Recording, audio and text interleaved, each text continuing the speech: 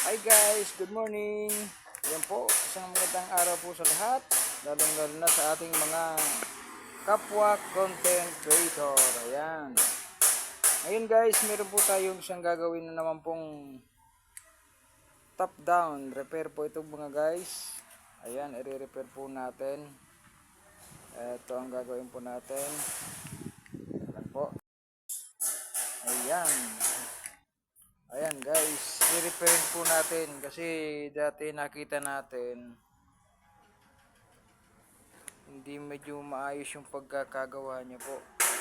Ayan, i-repair po natin kasi dapat hindi pangit yung nakatutok lang ng ganan. Dapat nasa ilalim siya guys. Ayan o, dapat banda dito. Ayan, para nasasalo natin yung sasaluhin niya yung bigat. Ganyan dapat ang tamang pagkakasa ng bracket para sa crash guard. Kumbaga mas matibay po siya kasi salong-salong niya dito yung bigat oh. Yung iba ko kasi mayroon nakita ko nakapatong na ganan. Eh nabipiktal to eh. Nagaganan ho siya. Kaya ngayon mag-share po tayo ng konting kalaman regard po sa pagkakabit ng crash guard. Dapat dito siya sa ilalim. Ayan, nasasalo niya yung bigat. Ayan, kunting kaalaman po. Pasensya na po dun sa mga magagaling dyan. Hindi naman natin ibig sabihin na hindi naman natin nais na magmayabang. Ito ay isang share lamang po ng kaalaman. Yung may gusto pong tumanggap nito, okay, salamat po sa inyo. Yung hindi, pagpasensyahan nyo na. May kanya-kanya naman tayong mga kagustuhan kung anong dapat gawin. Pero ito po kasi base dun sa mga na-experience ko na sa paggagawa ng tricycle. Ito dapat ang tamang pagkakabit niya ng salo. Ayan, dapat nasasalo po siya. Nasasalo niya po yung crash guard. Hindi yung nakapatong na ganan, oh.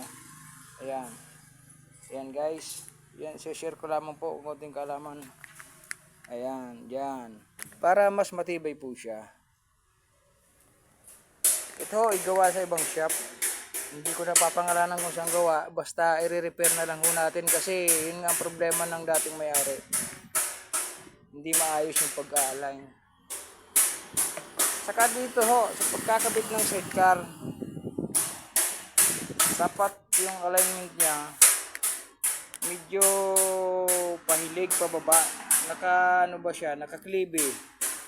Medyo pangat ng bahagya. Yung iba kasi subasawbang alignment kaya mabigat sa manibela. Ayan o. Ayan ang ating i-align. Mamaya makikita po natin kung anong magkalalabasan nito. Ayan.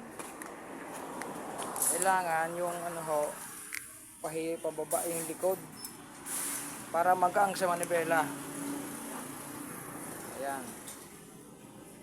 Ayan. I-update ko po kayo mamaya pagkatapos ng ating magawa ito. Thank you for watching guys. Bye bye.